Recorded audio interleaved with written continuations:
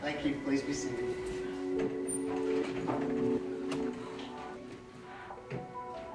I know you're going to your meetings. You're still taking meetings to the jail. You guys do that usually on Wednesday. Drug court is for people normally that are already on probation, that are struggling with being able to keep up with their probation, keep all the terms and conditions of their probation, normally because they're having some drug and alcohol issues. And so we divert them into the drug court to try to give them some additional supervision and also some support to try to help them successfully complete their probation. Adult probation or community supervision are individuals that are actually given a second chance. They're not sent to prison. They're released out to the community with terms and conditions set out by a court and required to comply with that. I think the biggest misconception of drug court is, and I hear this all the time, it's a hug-a-thug program. You know, that you're too soft on crime. The requirements that are placed upon these individuals, I'm not sure that I could comply with, you know, and so they are really required to live by tougher standards. If for some reason they violate any one of those conditions, they can be locked up in jail that Friday. Every Friday that we have court sessions, we'll then refer it to the drug court team. If there's a violation, it could be the team decision that they serve anywhere from 1 day to 7 days in jail. We're tough on them. It's not easy. It's not what people think. We do have rewards, but we have sanctions. You know, we want to address good behavior just as we want to address bad behavior. Although people may think it's a simple thing or it's easy for somebody to do, again, just think of the requirements that are placed on them. Work a 40-hour-a-week job, make meetings 2 to 3 nights a week, which are about 2-hour-long meetings, go to counseling, do community service. You can't use drugs, can't use alcohol. We test them regularly. And you have to do all of this because if you fail to do one thing, it's possible that you could get locked up that Friday when you go to court. So it's not easy.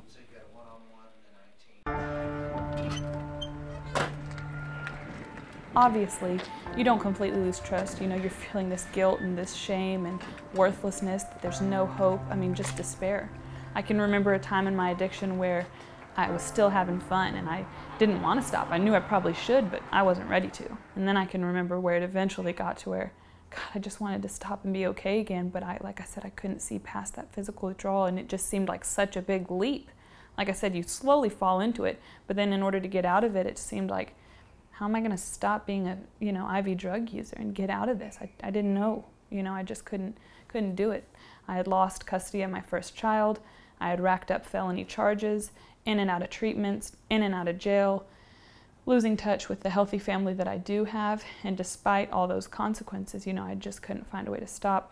After I had my first son, I received a hydrocodone prescription. That was where the addiction really kicked in for me. It was like the missing link. I had, like I said, done social drugs before at parties that had never really wrapped me up like that. When I took these pills, I felt like Superwoman. I could take care of my newborn baby, I could go to work, and I felt great. And then before I knew it, I couldn't get out of bed without them. So then that turned into, street seeking the drugs, buying pills off the streets. Hydrocodone eventually led to OxyContin, and then the OxyContin eventually led to heroin. I wasn't one of those people that could just walk in off the streets from my using and go, hey, I'm here, I'm ready to do something. I had to hit a much harder bottom. And thank God that I wasn't just thrown away to the system, because I think I was 23 and had acquired 8 felonies. And I mean, God, that looks terrible on paper, but really I had just gotten caught up in this terrible lifestyle, and all of my charges were drug related. And because of Judge Board and the drug court program, they see that, when it happens, and man, this girl acquired 8 felonies, all because of her drug use. Man, maybe if she was off drugs or was provided with some stability or help, that she could do something different with her life. And that's really what drug court did for me, and leading me, like I said, to a 12-step program of my liking that I still attend daily. Because, like I said, it's teaching me how to live again, not just to stay off drugs. It's teaching me how to actually recover. A regular court, of course, is adversarial. You've got 2 different sides fighting each other, and hopefully you come up with the right outcome. In a drug court, it's a collaborative approach, a team approach. And so we all meet together on a weekly basis and staff each of the participants, make a determination if they're doing well. We recommend some rewards for them. If they're doing poorly, we recommend some sanctions, and then we immediately impose those sanctions or those rewards on a weekly, bi-weekly, or then finally monthly basis as the people progress through the program. We would like them to complete the program in 1 year, but I've had people that have been with me closer to 2 years. Gives us the time to address the problems that they're having, and it takes a while for them to, first of all, I think, trust us that we're there to help them and to catch them doing good and not catch them doing bad. And then once we gain that trust, then it seems like the light kind of comes on and they become more accepting and more invested in their recovery. And so that takes some time. I think that prison serves its purpose. I'm not anti-prison, but I feel like that giving these people an opportunity to get better based on the fact that we're supervising them so intensely. I mean, while they're in this program, we know what they're doing. We are on top of it. And if they're doing anything that's a danger to the community, I mean, it is addressed, and we're not, I mean, we'll file on them and recommend revocation as quick as we can if that's necessary. Drug court doesn't accept any offenders that have a violent offense. So we do take people, within that system identified by the probation officer, and basically those that are hopefully going to be successful in drug court.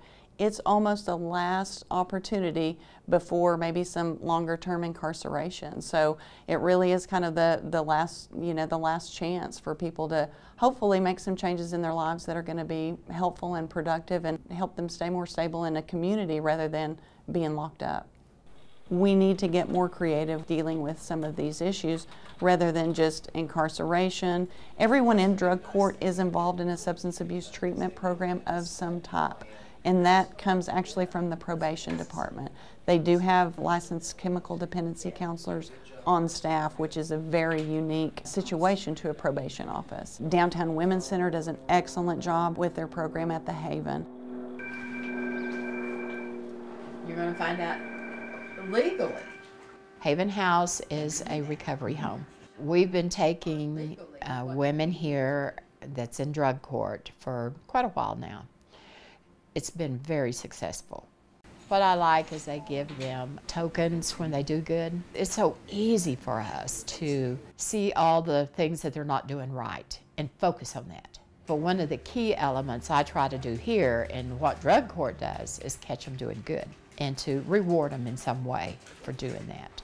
We live in a very critical society, and addiction is not a pretty sight, and so people usually just see all the things that they're doing wrong and don't even look for the things that they're doing right, and they do a lot right. And so I do believe in the positive reinforcement, and drug court just follows that hand in hand.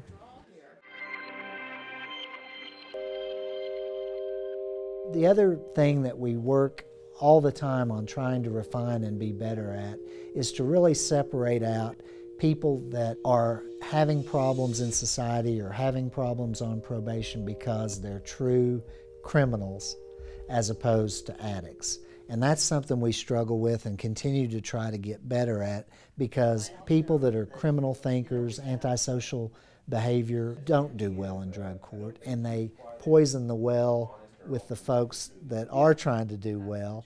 And so we've made mistakes in the past where we've just not caught that until later on and weeded those people out at a later time. But we've wasted a spot in the drug court and had some problems related to that. We really do try to help people that are drug addicts and not drug dealers. We really want to be helping the people that have a problem with addiction or alcoholism, not a problem with criminal behavior. Whenever I was suggested for drug court, I had no idea what it was. One of the probation counselors that I was dealing with at the time, she was one of the people that pushed for me to get into that program. And I'm wondering, why are you pushing? It's because they said they saw something in me. As hard as the drug court program is, because at one point, and everybody says it at the very beginning, all they say is, I can't do this. And I said it. And I said it, and I'm like, I can't do it. And that's all I heard. They're trying to help you.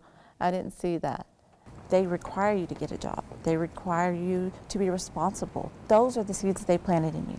I mean, they pushed me in so many ways, even to go to school. They're not trying to just lock you up. They're trying to teach you. And I didn't give up. And the only reason I didn't give up is because I had the tools from drug court.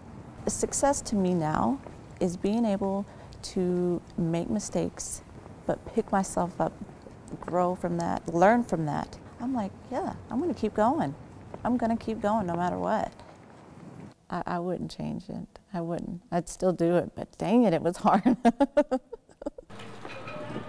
I've had several people that I've seen out on the street or in restaurants in particular, it seems like, who have come to me and said, you know, do you remember me? I was in your drug court. I flunked out and I was discharged, but I want you to know I finally got it and I'm doing great and I'm clean and sober, and it's because of the things I learned in drug court. And so even if they're not successful in terms of getting through the graduation, I think we've laid the groundwork with some other individuals who have then gone on to put those principles to work and have actually been successful. And so I count that as a success too.